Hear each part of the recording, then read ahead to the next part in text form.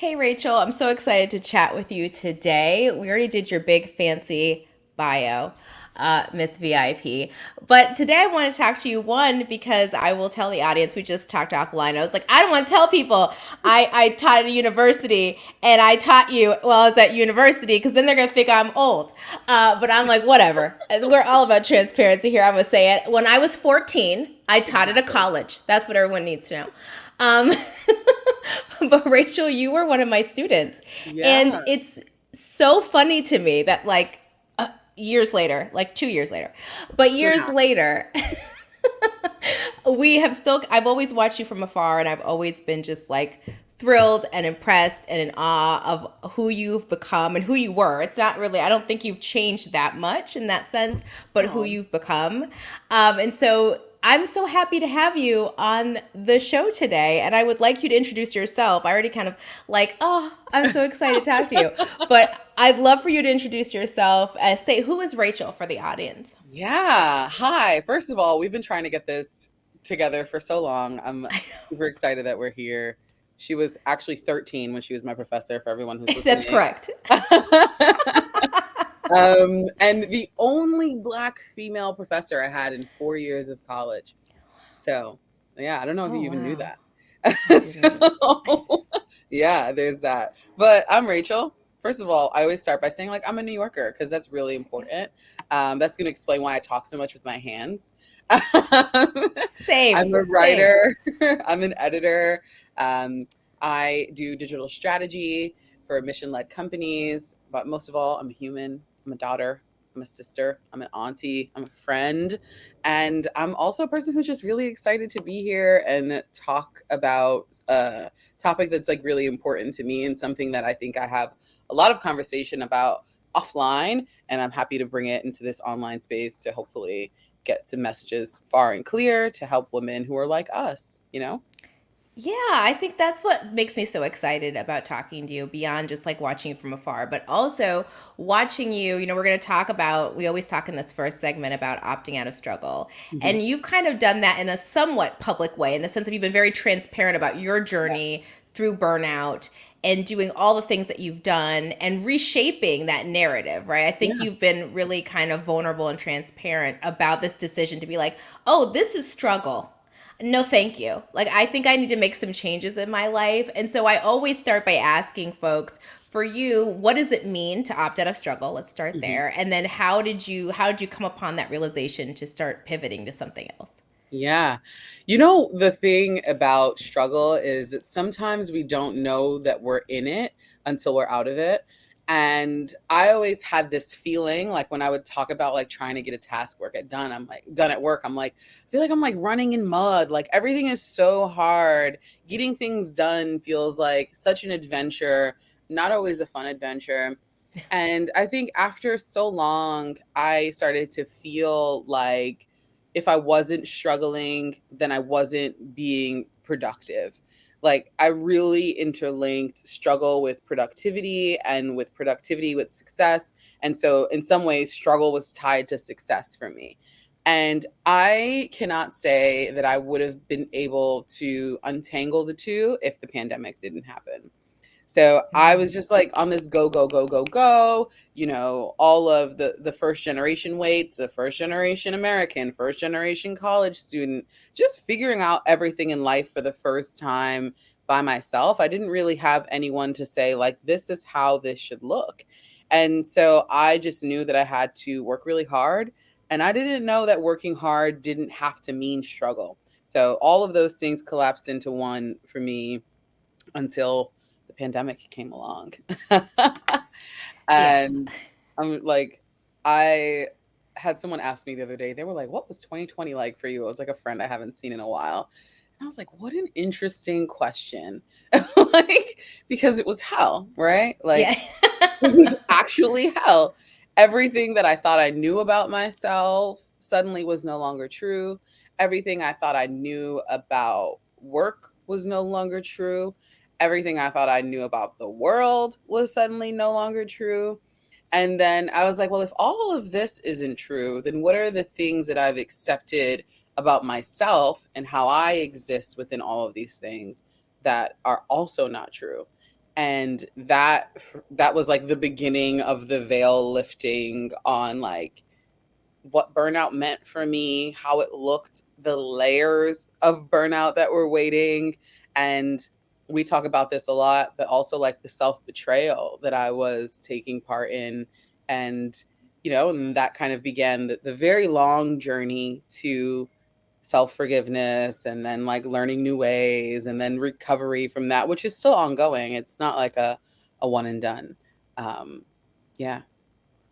And I think there's so much unpacked with what you said. There Hmm. is so many layers to it.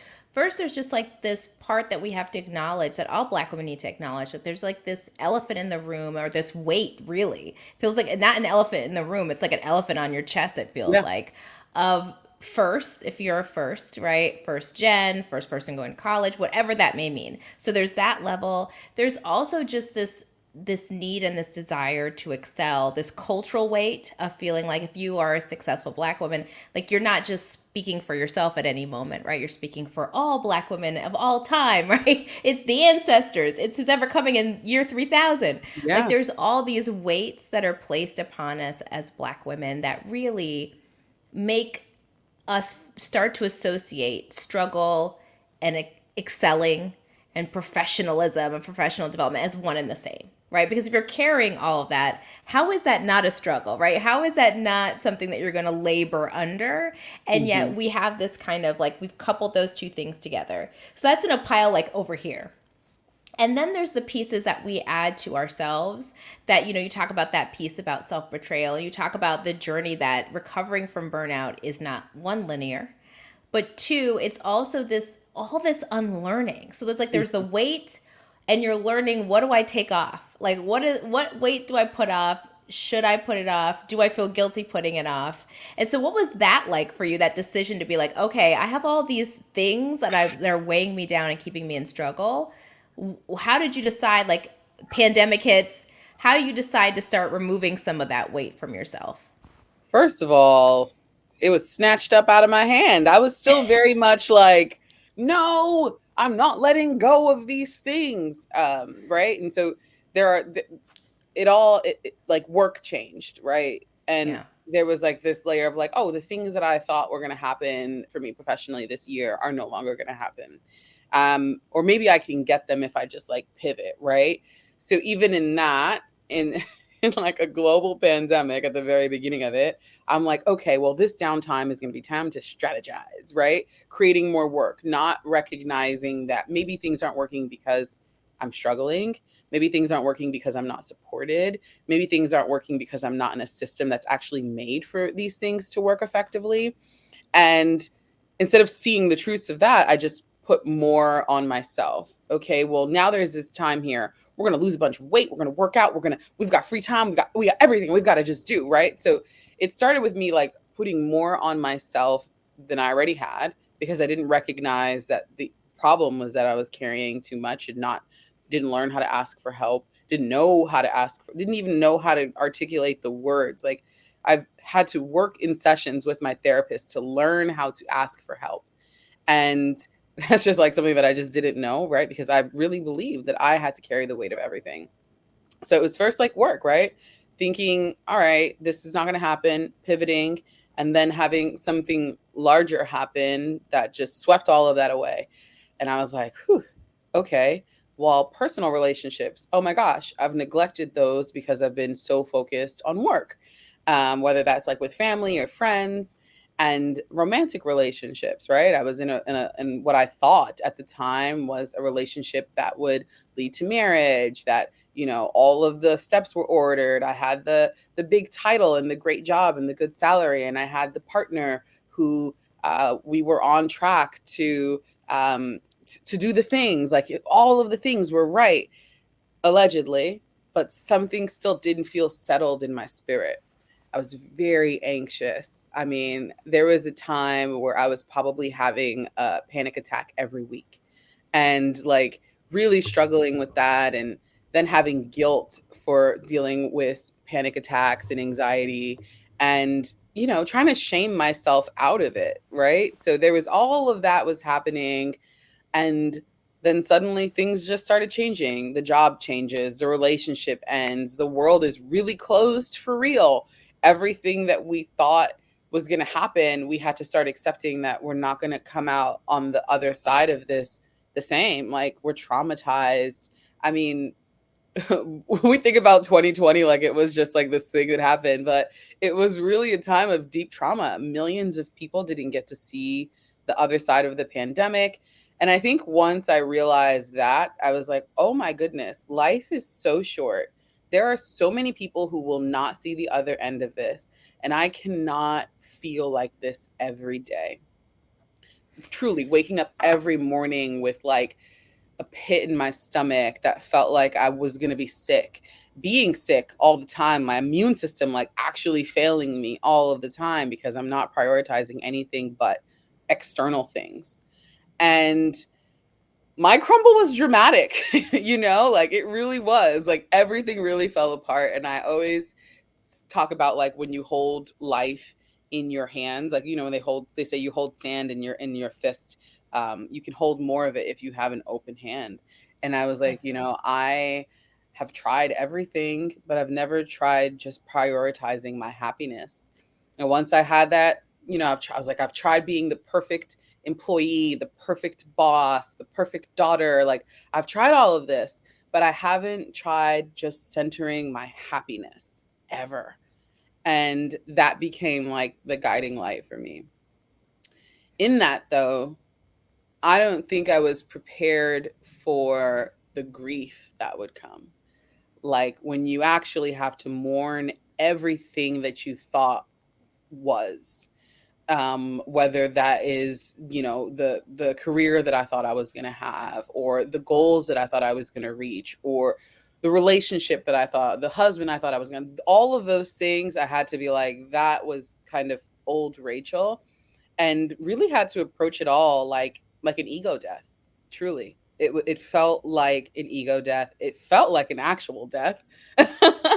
And yeah, looking up and being like, oh my gosh, I can't blame anyone but myself for not prioritizing me.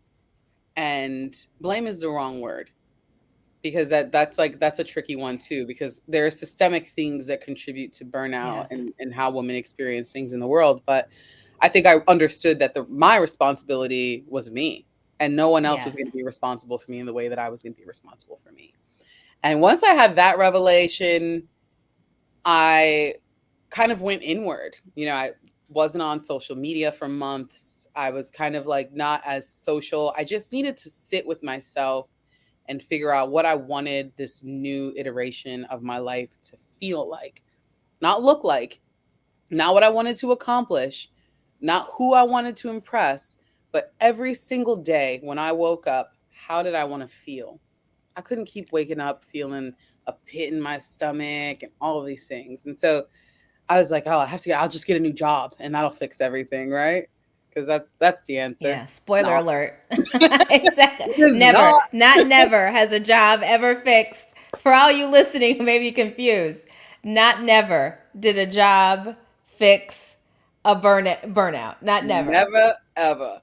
And look, like, I'm proud of everything that I've been able to do in my career. I'm proud of like all of the accolades, the things that I've done and spoken about, the things that I've done and never taken credit for. Like, I have deep pride in that, but it couldn't be the most important thing about me anymore.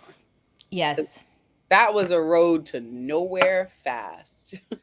Pain. Well, I think all Pain. the symptoms you discussed, right? The Yeah. pit in the stomach, the crumbling. And there is this like myth around blackness that you can like out hustle healing. I Hmm. mean, that's what I hear like you talking about, right? The initial stages. And I can completely relate.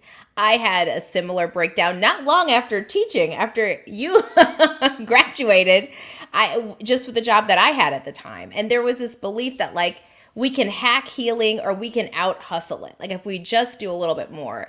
And that thread showed back up again. I think a lot of people are going to relate to what you're saying when we talk about the pandemic. I too thought I could out hustle the pandemic. I was like, I'm learning 3 new languages. I am going to lose 55,000, like what inches. I'm going to have the 8-pack of my dreams. I'm going to learn to bake, excuse me. I'm going to do all the things. I'm going to read 3,000 novels. I'm going to write my first fiction novel that I've been wanting to write for a decade. Like you told me all the in list. a week. It was like all in a week, yes. The first month, because it's only lasting a month. Yeah. So I better get all that done. But all of that belief that you can hack it or hustle through healing, hustle through trauma, because it is a collective mass traumatization of the world. Like you can hustle through that. And it's so funny to see that the skills that we try to apply to that, like we in good faith thinking it's going to happen, and it just doesn't, right? And it doesn't in sometimes some spectacular ways. As you're saying, like it's not like I tell people about my spectacular burnout. Like it's not like I was like quietly just like I'm burned out. I was like, nah, this whole thing, my whole life's going to blow up.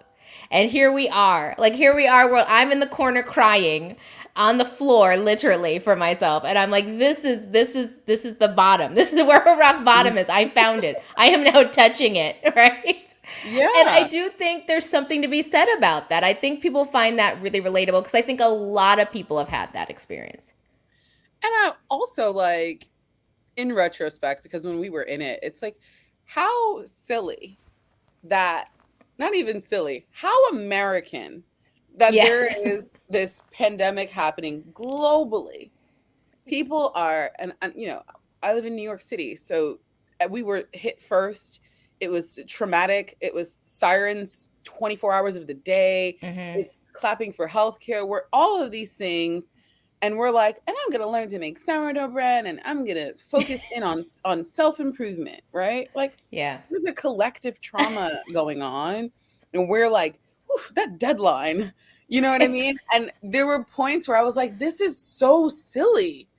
This is so silly. Like, people are dying. They are mourning. They aren't even able to commune and mourn effectively. And I'm supposed to be worried about an email? Like, this can't be real. Yeah, we're in a simulation. This is in fact a simulation. No, I think a lot of people felt that. I think a lot of people collectively felt that way, that there was like this disconnect between all the things that I thought was important, all the things I'm supposed to be doing, and then this reality of like the dumpster fire that is our lives playing out around us. It makes me think of that famous like picture of like the cartoon where there's like a fire everywhere, and he's like, this is fine, it's the dog sitting in a chair going, this is fine, everything's on fire. And I do think that there's something to be said about that. And there's something too, like I want to wrap up this segment, but you talked about, you really set the stage for like, okay, you've made this realization that you're going to opt out, right? That's great. It's really great that we all make those insights. But then it's like, well, how do you actually do that? Yeah. And how do you find the thing when you're trying to find Rachel and who that person is? What helps you? What do you go back to? And how I feel like some of the things that you may have, we haven't talked about this before, that you may have returned to are still present in your life now and still show up probably in the way that you live now. Like it's an integral part. And so when we come back, I really want to talk to you about what that path out was and how for you creativity kind of anchored into that and has really become a part of how you found Rachel and now preserve her. Yeah, let's do it.